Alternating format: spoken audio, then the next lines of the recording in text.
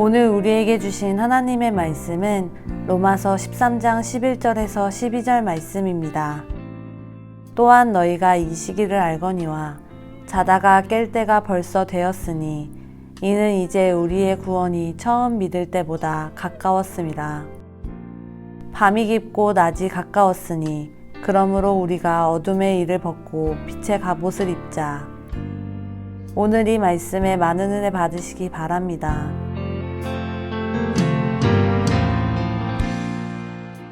바울의 권면 중에서 로마서 13장은 바울의 종말론적인 권면이라 이렇게 얘기하고요. 로마서의 구조는 두 부분.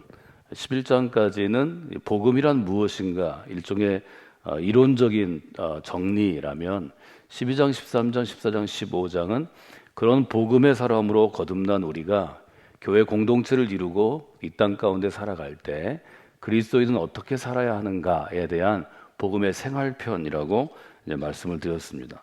본문은 매우 간단한데 크게 나누면 네 파트로 이게 나눌 수 있어요. 뜻을 먼저 한번 정리해 보면 11절에 보면 너희가 이 시기를 알거니와 이렇게 시작합니다. 이때 이 시기라는 단어는 여러분 잘 아는 카이로스라는 헬라어입니다. 그래서 우리가 이 시기, 타이밍인데요. 영어로 하면 카이로스라는 말을 직접 쓰죠. 그래서 여러분들이 도시마다 카이로스라는 이름을 가진 커피숍들이 있습니다. 대부분 신학교를 나온 사람들이 목회를 하거나 또 목회를 하지 않고 할 때 이 카이로스라는 단어 많이 씁니다. 왜냐하면 이 카이로스라는 단어가 신학에서는 아주 중요하고 특별히 종말론에서 아주 중요합니다. 이 카이로스는 원래 뜻이 뭐냐면 올바른 치수입니다. 아주 정확한 시간을 의미합니다. 이 정확한 시간이 정해져서 우리가 새벽 5시부터 시장 고백하고 찬양을 시작하는데 5시 이렇게 정해진 게 아닙니다. 시간이 순서대로 정해지진 않았지만 그렇지만 한 사람에게 결단을 한다든지 예를 들면 우리가 어떤 일이 있을 때 되게 밤에서 새벽녘까지 잠 못 자고 고심하다가 새벽녘에 이르러 결단하는 수가 많습니다. 대학교에 어떤 대학을 선택할 때, 또 어떤 직장을 선택할 때, 또 여러분 같은 경우에는 어떤 교회를 선택할 때 막 고민하다가 새벽녘에 그래도 결정을 해야지. 이때가 카이로스입니다. 그래서 아주 바른 시간인데 정확한 시간인데 이 시간이 운명을 좌우할 정도로 중요한 결정. 그래서 이 결정을 하면 한 사람의 운명이 뒤바뀐다든지 한 사람의 운명이 어디로 끌려 들어간다든지 그때 쓰는 게 이 카이로스라는 때입니다. 근데 이 뒤에 자다가 깰 때가 되었으니 라는 단어가 또 나오는데 이때 또 타이밍이 또 나오죠. 앞에 있는 시기하고 뒤에 있는 때가 헬라어로는 다릅니다. 그래서 앞부분은 이제 우리말로 번역할 때 시기라고 번역하고 뒤는 때라고 번역했는데 같은 의미거든요. 카이로스는 말하자면 정해진 시간은 아니지만 한 사람의 운명을 바꿀 정도로 결정적인 시간이라면 이 호라라는 시간은 지정된 시간입니다. 이거는 지금이라는 얘기입니다. 지금. 카이로스는 언제인지 사실 잘 모릅니다. 오늘 올지 내일 올지 1년 후에 올지 잘 모르는데 호라라는 시간은 지금 알맞은 때입니다. 지금 적절한 때입니다. 그래서 이 두 가지의 타이밍, 때라는 단어가 겹치게 되어 있는데 바울은 얘기하죠. 지금이 자다가 깰 때라는 것입니다. 이것은 쓰여진 문자 그대로, 액면 그대로 우리가 쉽게 이해할 수 있습니다. 여러분이 지금 잠자고 있는데 깰 때라는 얘기입니다. 잠자고 있는 여러분들이 잠을 깰 때라는 얘기죠. 이것은 로마 교인을 향해서 하는 특정한 사람들을 향한 메시지일 수도 있고 보편적으로 예수 그리스도를 믿는 사람이 지금 예수님 오실 때가 돼서 혹은 종말의 때를 맞이해서 아니면 그리스도인들이 일어날 때가 되었기 때문에 깰 때가 되었다고 도전하는 것입니다. 제가 2011년에 여러분에게 뉴스페이스 사역을 시작하면서 교회를 짓는 일은 한 교회의 역사에 있어서 아주 중요한 분기점이 됩니다. 나중에 우리가 30년쯤 후에 우리 교회 역사를 정리해 보면 2011년 건축을 결정하고 12년부터 16년 초까지 15년까지 우리가 뉴스페이스 사역을 한 것이 우리 교회의 발전과 성장과 성숙을 이루는데 아주 결정적인 분기점이 될 수 있을 것입니다. 이런 때가 되었기 때문에 깰 때라 해서 wake up이라는 주제로 제가 여러분과 함께 한 해를 여는 연말과 연초의 새벽기도회 또 사순절의 주제로 사용했습니다. 교회를 앞두고 일단은 저 자신을 깨우고 저와 함께 일하는 목회자들을 깨우고 교회 안에서 결정하는 리더십을 가진 장로 그룹들을 깨우고 또 우리 교회 그때 막 제자훈련 받아서 헌신하던 200가정 가까운 가정들이 있었는데 그 가정을 깨우기 위해서 제가 2011년 내내 웨이크업이라는 주제로 함께 신앙생활을 했습니다. 그때 우리가 이 본문을 읽었습니다. 지금 밤이 깊었어요. 그래서 동트는 새벽이 가까워왔다고 얘기합니다. 네 번째 주제는 뭐죠? 어둠의 일을 벗어버리고 빛의 갑옷을 입어야 합니다.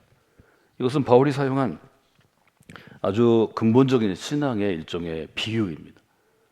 낡은 옷은 벗어버리고 그 다음에 새로운 옷을 입으라는 것입니다. 이것이 바울이 세례의식에서 교인들을 훈련할 때, 교인들에게 강의할 때 쓰던 것입니다. 옛 것은 벗어버리고 새 것을 입으십시오. 옷을 벗다, 가운을 입다 하는 것이 바울의 표현이라고 말씀을 드렸습니다. 우리가 깰 때가 되었는데 깨지 아니하면 하나님께서 깨우십니다. 제가 하나님께서 깨운다는 이 의미를 설명할 때 기억하실지 모르겠습니다. 이문미 선교사인데 케냐에서 아주 평생 일하는, 그 당시에 17년째 일하고 있던 선교사입니다. 코스타 강사로 매년 활동하고 우리 교회에도 여러 번 유스 컨퍼런스 강사로 10여 년 전에 우리가 유스 컨퍼런스 사역을 계속할 때 왔었습니다. 이문미 선교사가 제일 많이 받는 질문이 케냐에 온 분이든 뭐 한국에서 만나든 미국에서 만나든 어떻게 당신은 선교사가 되셨습니까? 하는 질문이었습니다. 이분이 짧게 간증했는데 대학교 1학년 때 이분이 간호학을 전공했는데 그때 이제 한국에서 미국으로 이민 갔을 때입니다. 자기가 다니는 교회 담임 목사님 딸이 자기랑 아주 잘 맞아서 죽이 맞아서 둘이 잘 다녔습니다. 근데 이 언니가 부흥회에 간다고 해서 그냥 언니 따라서 부흥회에 갔습니다. 뭐 교회는 다녔지만 대충 다녔기 때문에 부흥회 시작하자마자 졸려가지고 잠자기 시작했습니다. 실컷 자고 있는데 갑자기 언니가 일어나서 나갑니다.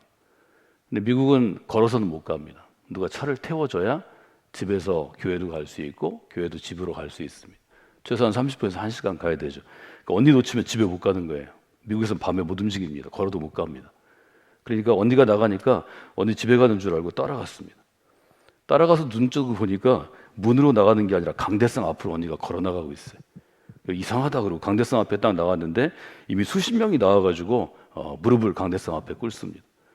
대학교 1학년생인 이 자매가 정확히 언니가 무릎을 꿇으니까 자기도 서 있을 수는 없고 무릎을 딱 꿇었는데 그때 생각했답니다. 아, 이거 아닌데?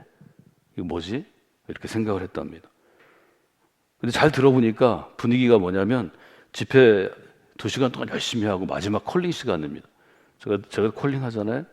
하나님을 향해서 일생을 선교사로 헌신할 청년들은 나오라고.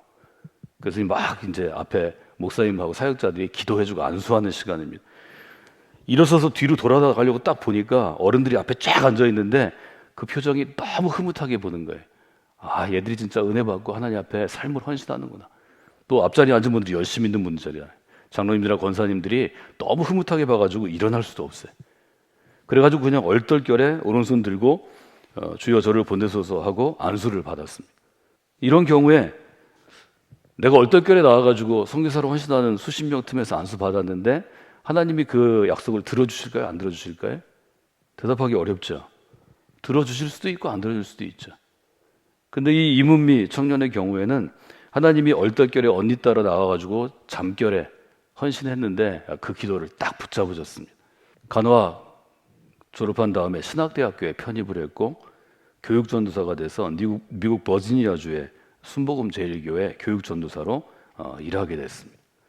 전도사로 일하는데 어느 여름에 교인 수양회 많이 할 때죠. 우리 80년대 90년대 가족들이 모여서 이제 캠프지에 가서 수양회 하는데 강사가 아프리카 케냐에서 온 정은교 선교사님이라는 분이었습니다.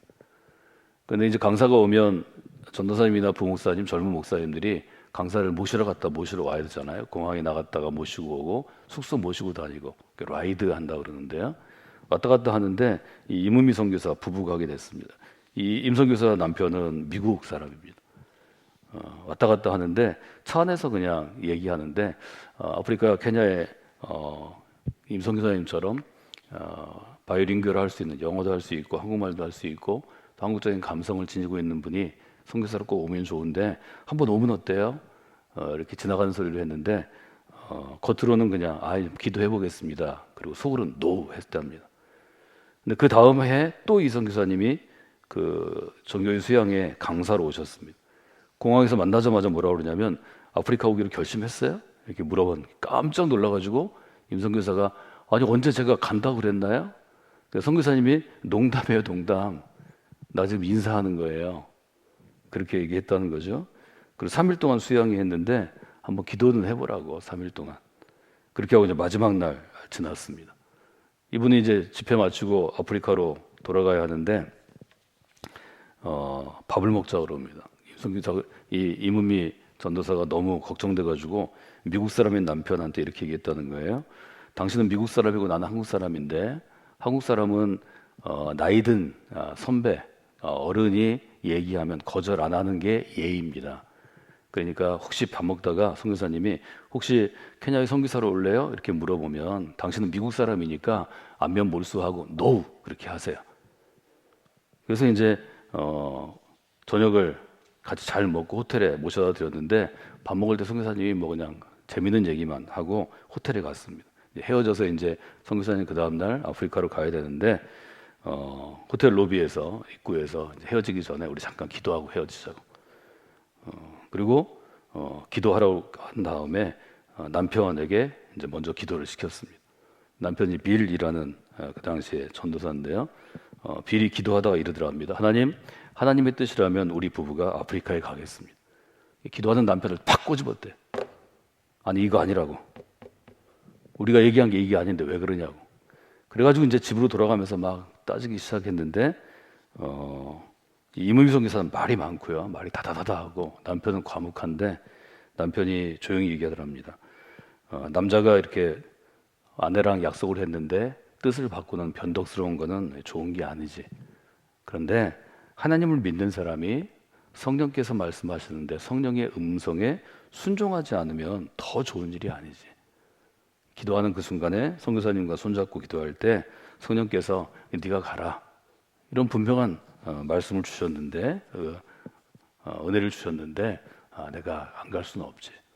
그래서 이 부부가 둘이 전도사니까 내일까지 답을 달라고 선교사님이 그랬으니까 공항 나가서 선교사님 가기 전에 밤새도록 우리가 좀 생각해보고 하자고.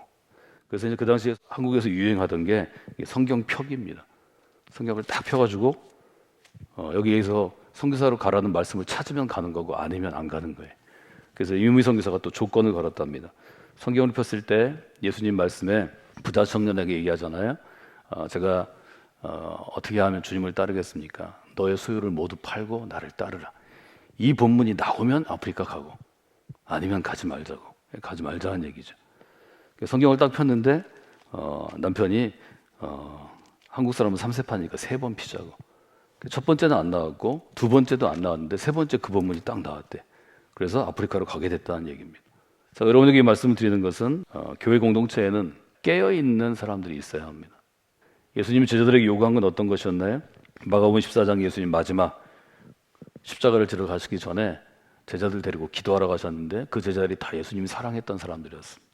예수님에게 제일 사랑 많이 받은 사람입니다. 베드로와 야고보와 요한이었습니다. 겟세마네 기도회를 이렇게 마가복음 14장을 시작하죠.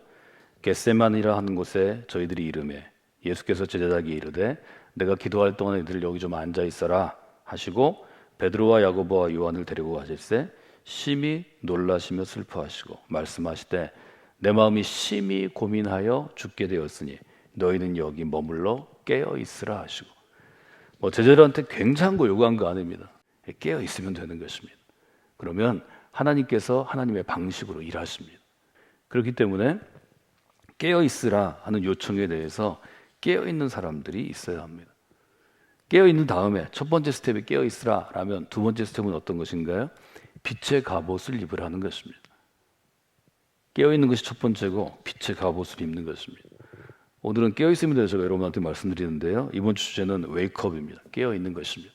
전 여러분에게 중요한 일이 있어서 기도로 하나님을 향하여 요청할 때마다 우리가 몇 주 특별한 기도의 시간을 가질 때마다 세 가지 그룹이 기도해야 한다고 도전해 왔습니다. 이것은 제가 목회하면서 여러분에게 지난 시간 동안 16년인데요. 16년간 강조한 내용입니다. 첫 번째, 하나님께 받은 은혜가 크고 감사한 사람들은 기도해야 합니다. 이 가운데서도 힘들고 어렵게 40대, 50대 큰 병 알아서 수십 명의 교우들이 우리가 중보기도하고 수술 마치고 지금까지 잘 건강하게 사시는 분들이 여기 여러 분 계십니다. 여러분 은혜를 받은 분들은 깨어서 기도해야 합니다. 깨어서 교회를 섬겨야 합니다. 하나님 그것을 기뻐하십니다.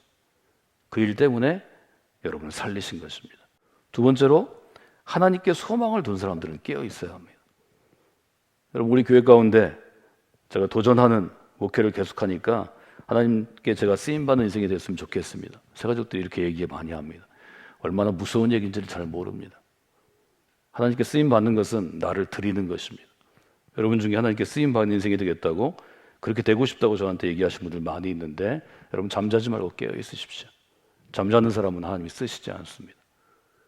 재능이 없어도 깨어있는 사람은 하나님이 쓰십니다. 많은 재능을 갖고 있지만 잠들어 있는 사람은 하나님이 쓰시지 않습니다. 잠은 스스로 깨야 하는 것입니다. 쓰임받기를 원하는 이들이 기도하고 결단해야 합니다. 세 번째는 훈련받고 헌신한 사람들, 헌신자들입니다. 여러분 다 훈련받은 분들은 마지막에 여러분 신앙 간증문 쓸 때 나는 그리스도의 자로 평생을 살아가겠다고 우리 교회도 한 300명쯤 저에게 그 간증문 보냈습니다. 수많은 사람들이 보이지 않는 곳에서 지금 우리 교회를 이루어가고 있지만 여러분 그 헌신은 계속해서 재헌신해야 합니다. 인간의 마음은 간사한 것입니다. 쉽게 변하는 것입니다. 쉽게 상하는 것입니다. 재헌신하십시오. 하나님의 은혜를 크게 받은 분들이 깨어 있어야 합니다. 하나님께 쓰임받는 인생이 되겠다고 소망을 두고 기대를 두는 사람들이 깨어 있어야 합니다. 훈련받고 이미 결단한 사람들, 헌신한 사람들이 깨어 있어야 합니다. 이 세 그룹 제가 요청합니다.